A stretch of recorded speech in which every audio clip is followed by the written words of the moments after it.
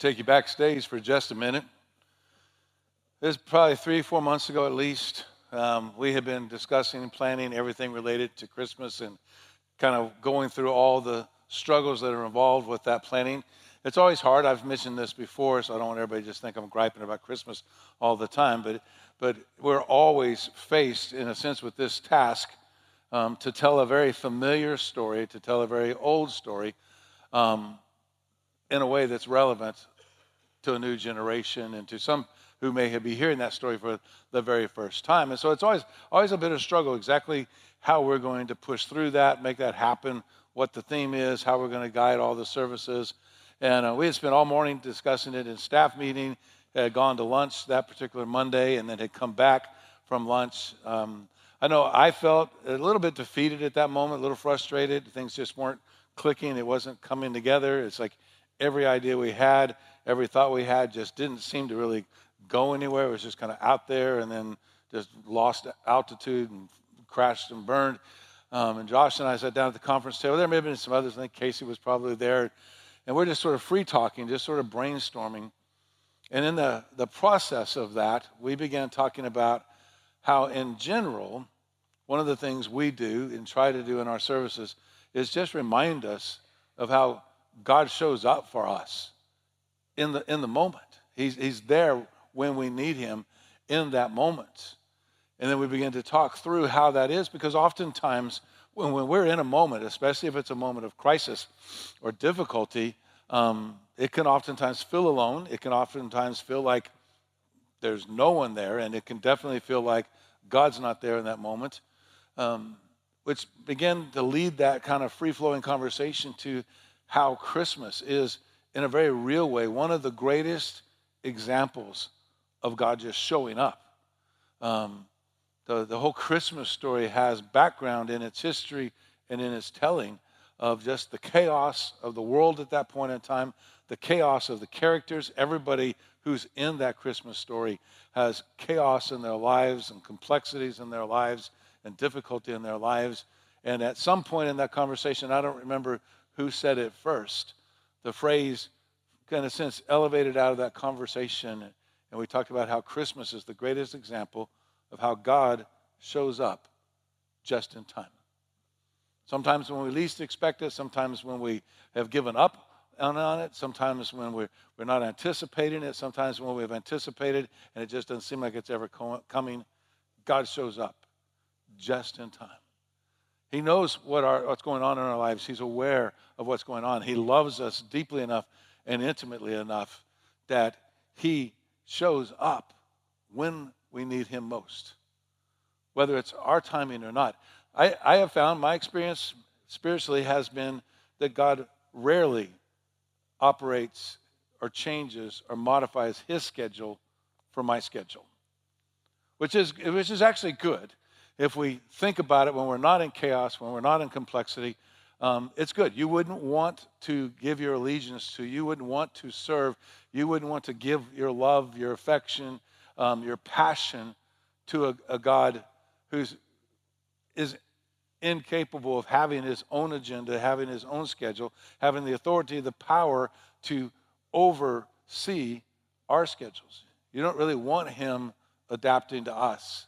He needs to be sovereign. A simple word we use in theology to describe the nature of his authority, that he shows up when he shows up.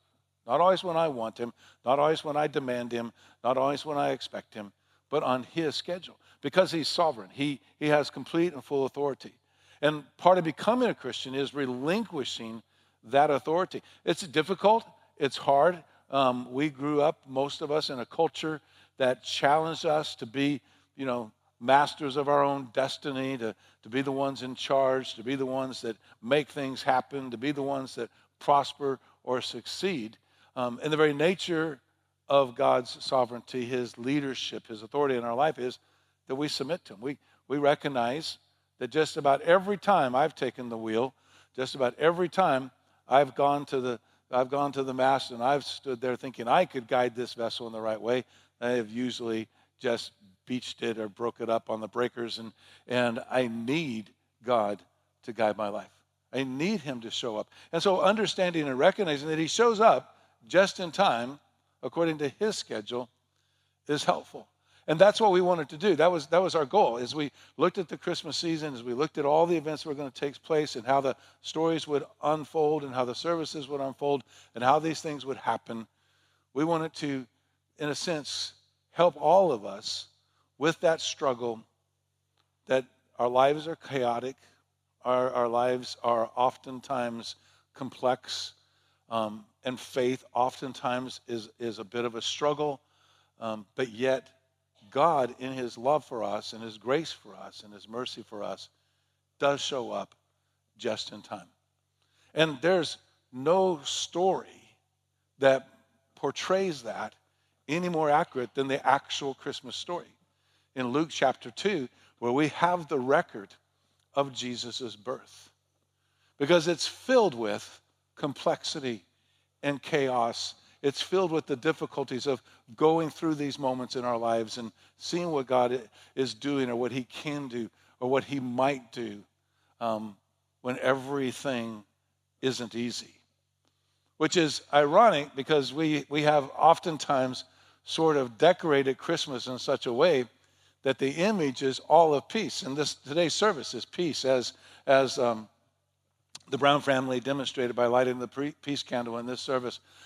This is a time when we're looking at God showing up just in time to bring peace, even though our chaos may not seem like it.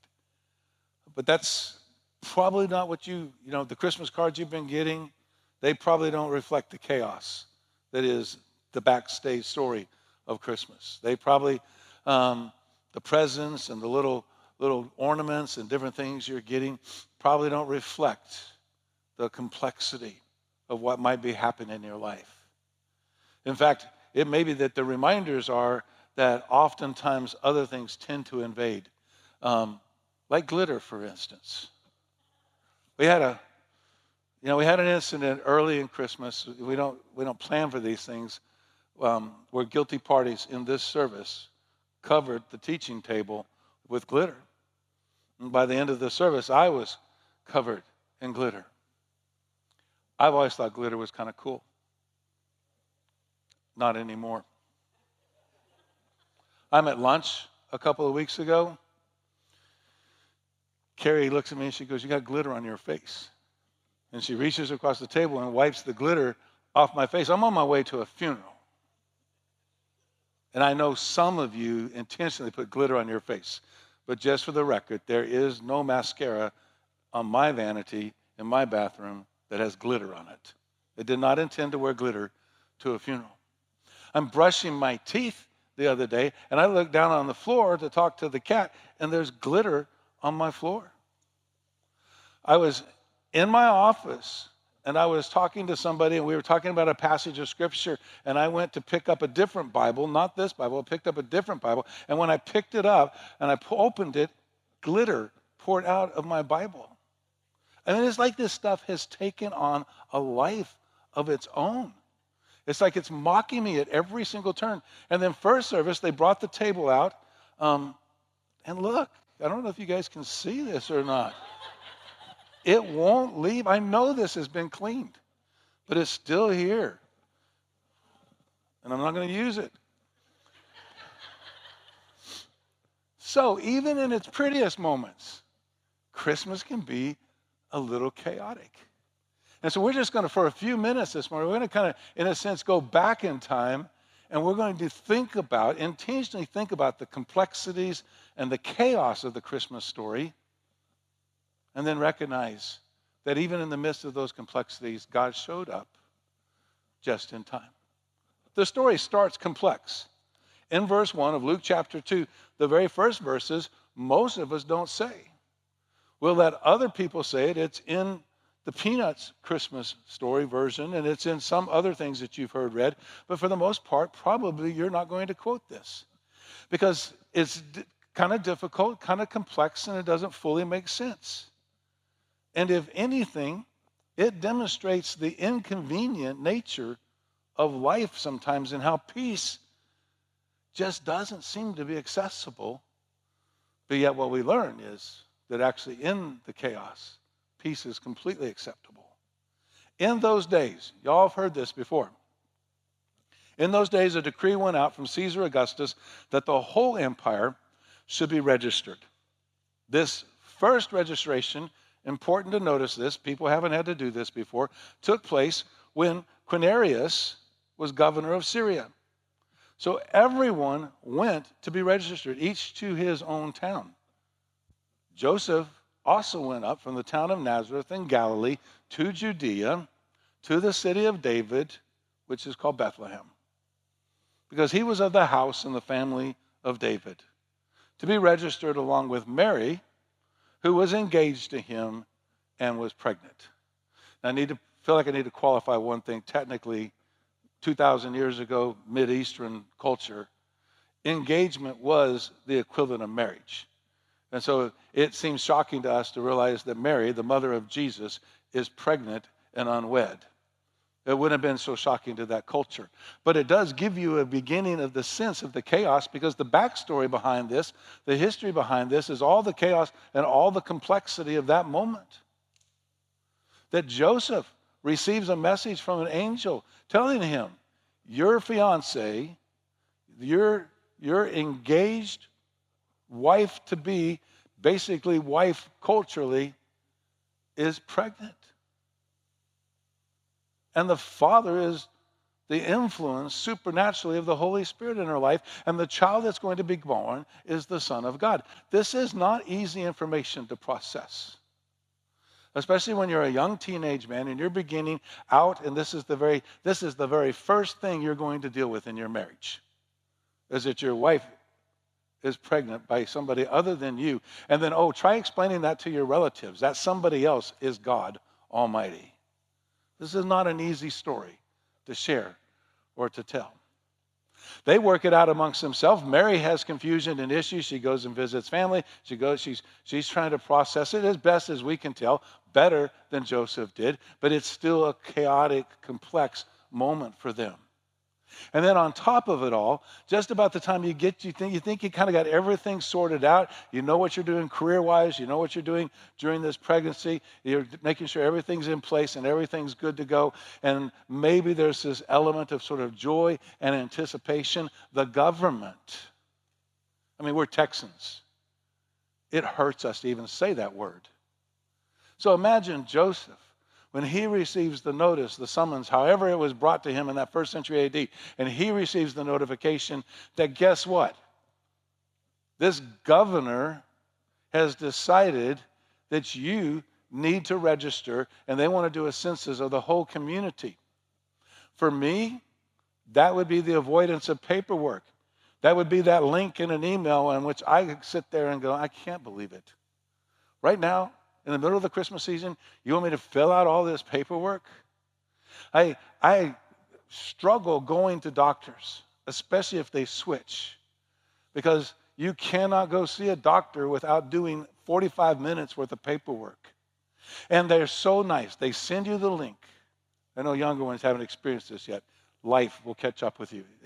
Just give it time. They tell you, if you fill it out, if you spend an hour of your day filling out all that information before you go to the doctor, then they'll just take you right in. It's a lie. You will get to the doctor's office having given an hour of your life to fill out all that information and all that paperwork, and you will get there and they will have more. And you will sit in that lobby for a minimum of 30 minutes. If I treated you the way most doctors' offices treat you, you would never come back to church again.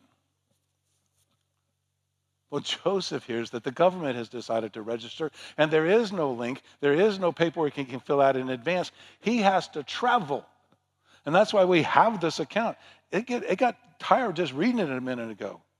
The first registration took place while Quirinius was governing Syria. So everyone went to be registered, each to his own town. So Joseph went up from Nazareth of Galilee to Judea, to the city of David, which is called Bethlehem, because he's of the house of David.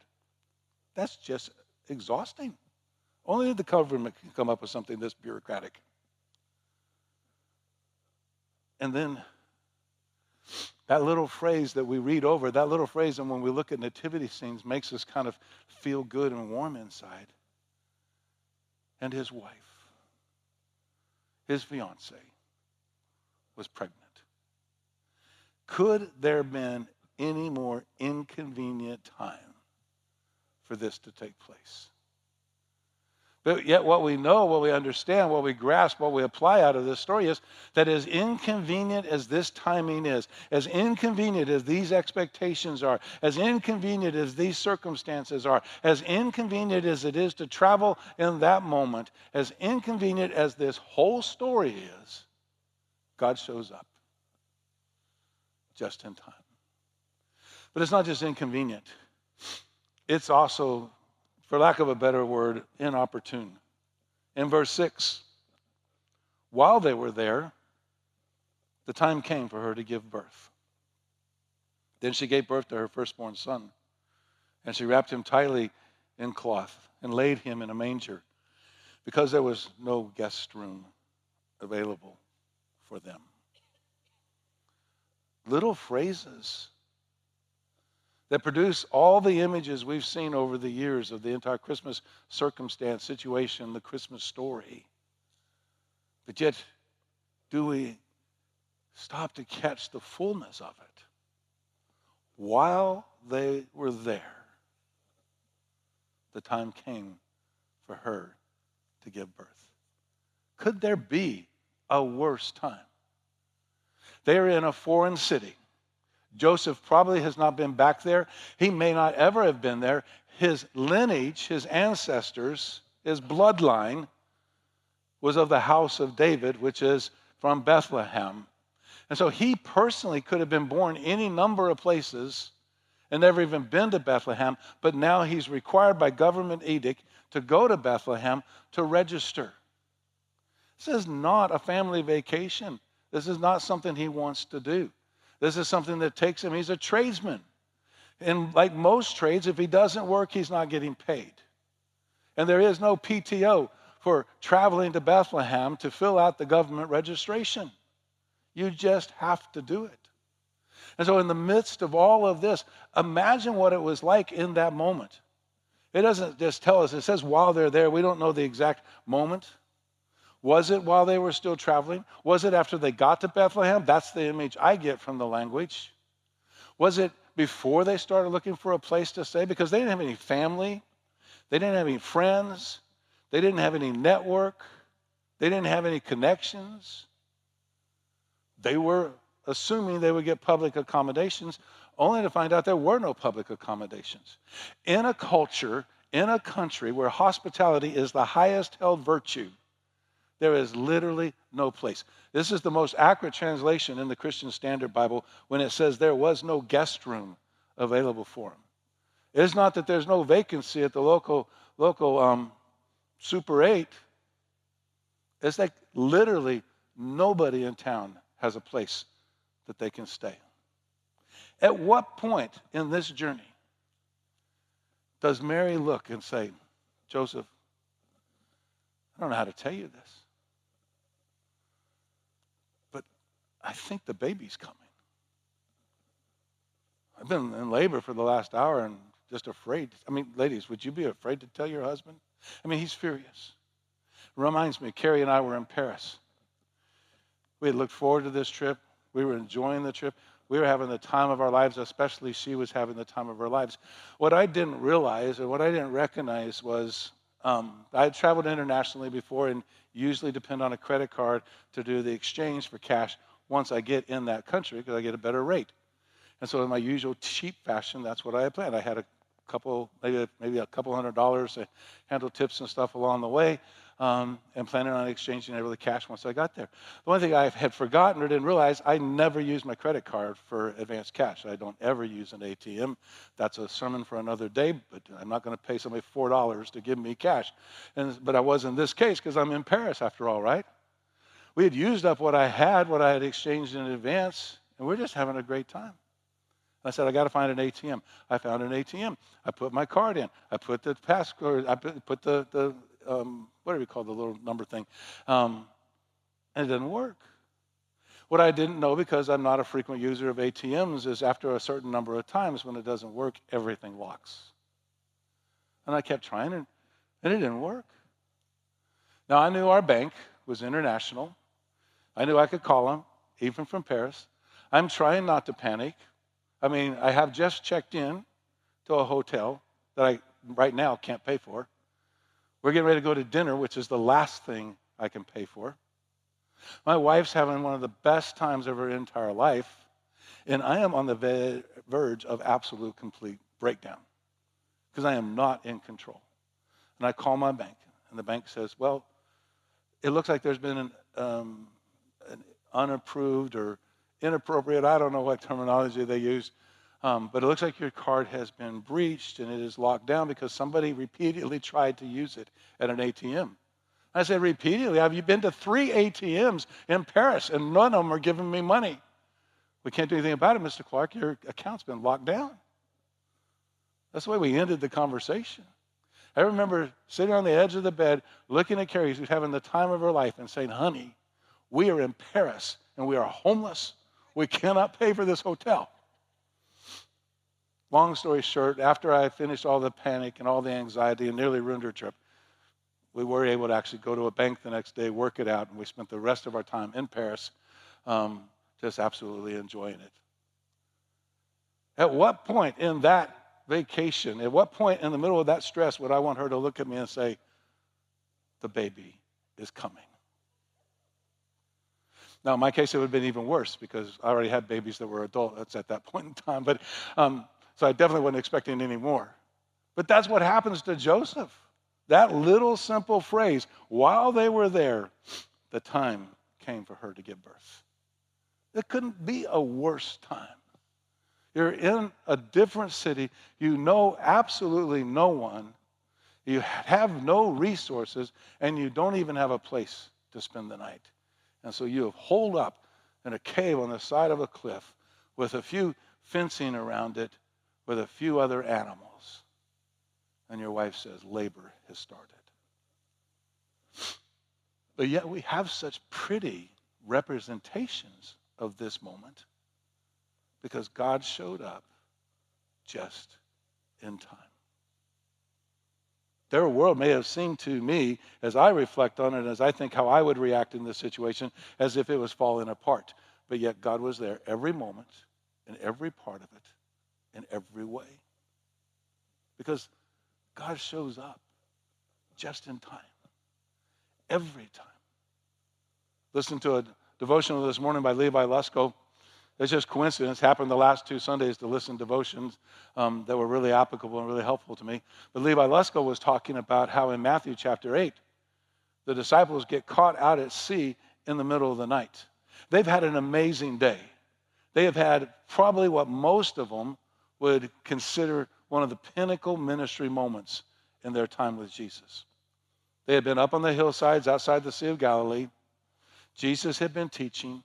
It had come time to eat, and they're wanting to send everybody away. And Jesus says, no, we've got more than enough. And they're like, I don't know what he's thinking because we don't have enough. Another crisis, another complexity. And yet they had seen Jesus miraculously feed 5,000 men, which means extrapolated out, we're probably talking 15 to 20,000 people were fed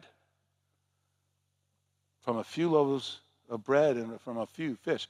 It's a miracle that most of us still can't comprehend, even though we've read it over and over and studied it over and over again. It just doesn't make sense, but they had seen it. And according to the chronology of the story, later that afternoon, it's late afternoon, 4 or 5 o'clock, something like that, they get on a boat because they're headed across the Sea of Galilee to a new region. And it's one of those post-ministry events where everybody's wound up. It's one of those Monday morning staff meetings where everybody's walking in. Man, yesterday was great. Things were amazing. Everything went just how it was supposed to. Everything clicked. Everybody was in such a great... I mean, they're flying high. Until a little later, typical of the Sea of Galilee, the gusts and the winds and the shears come down out of the mountains onto the lake, which is more like an ocean. And in the middle of nowhere, those waves begin to just buffet against the boat, and the storm gets horrific, life-threatening. And as the story plays out, Matthew tells us in his usual accuracy that it's now basically around 4 or 5 o'clock in the morning. That fourth watch would be anywhere from 4 to 6 in the morning. So basically, let's just say 4 o'clock in the morning. And they are now at the level where they fear for their very lives. They are convinced they are not going to survive this. And if that's not scary enough, God, who at times can be irritating, is asleep in the boat.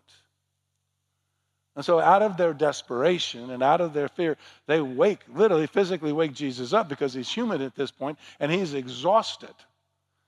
Teaching all day long and feeding 20,000 people leaves you physically exhausted, and the Son of God got physically exhausted. And he's asleep. And he gets up. And he looks around and he sees the situation, and he looks up in full peace and just says, "Peace, be still." Which freaks out the disciples. They're looking at one another and they're actually questioning, who is this man that even the waves obey him?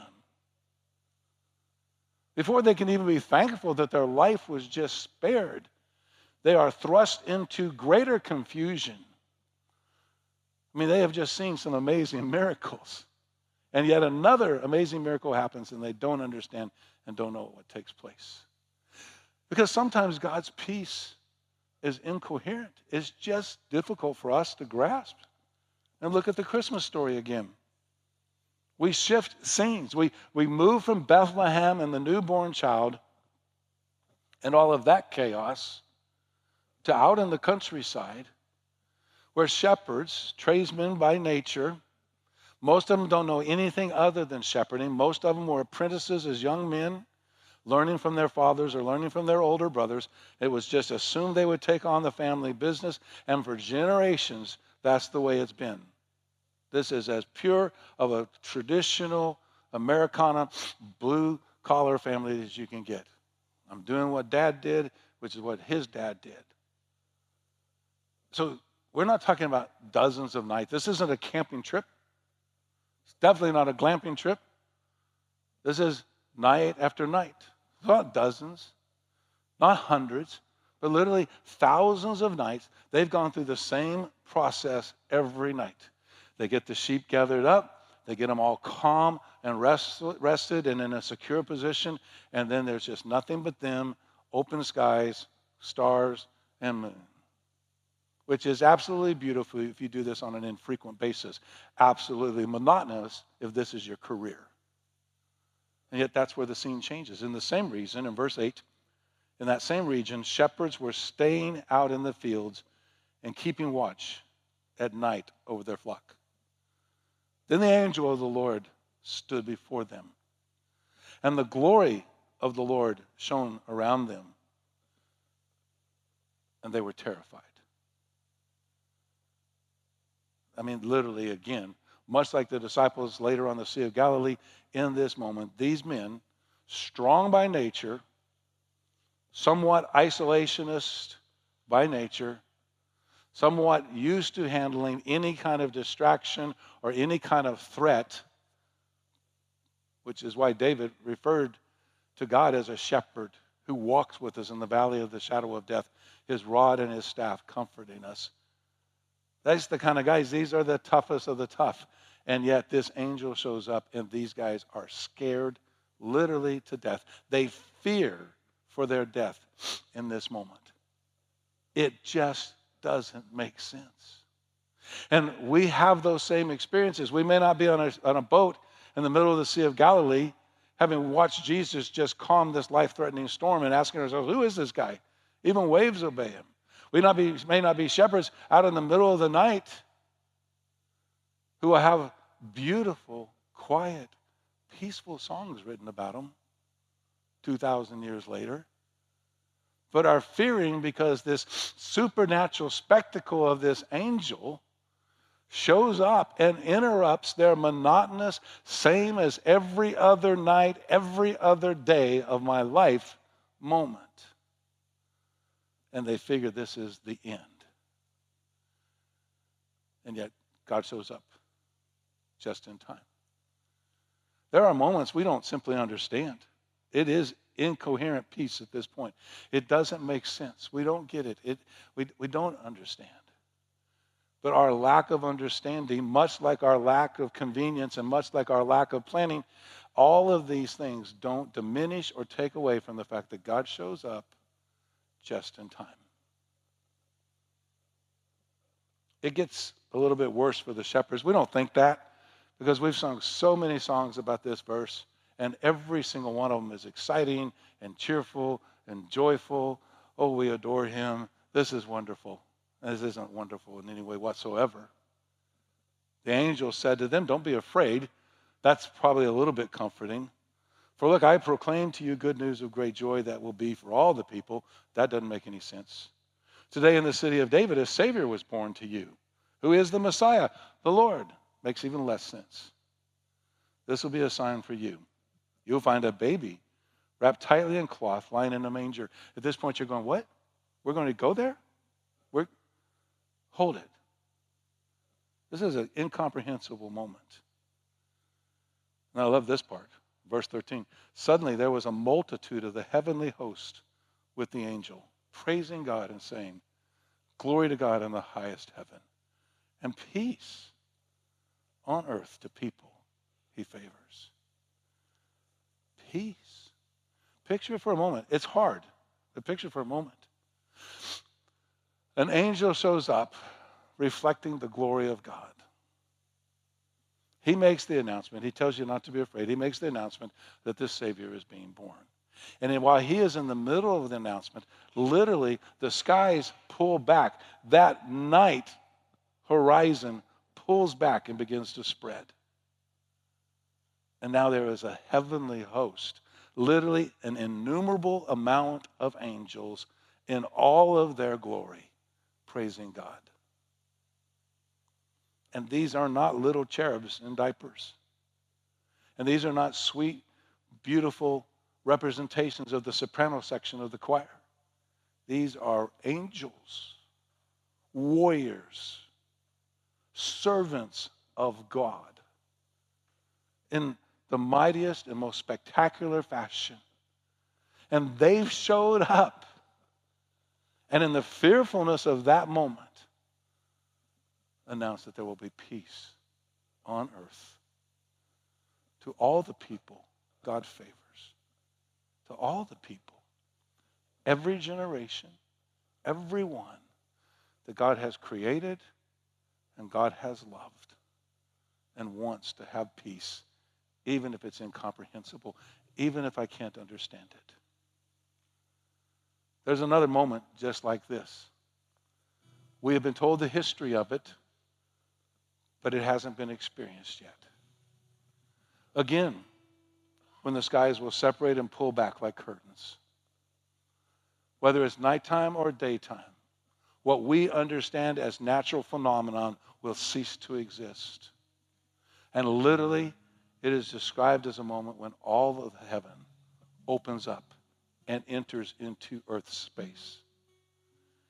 When supernatural enters into natural. And in that moment, this same heavenly host will be appearing. And in that moment, Jesus will appear, but not as an infant, as the triumphant King of Kings, Lord of Lords, who is sovereign over our lives and who has always been able to be there in exactly the right moment at exactly the right time, riding on a beautiful stallion that declares that truth on its saddle. King of Kings, Lord of Lords. People we love and no longer get to see will be the next to arrive in this amazing moment.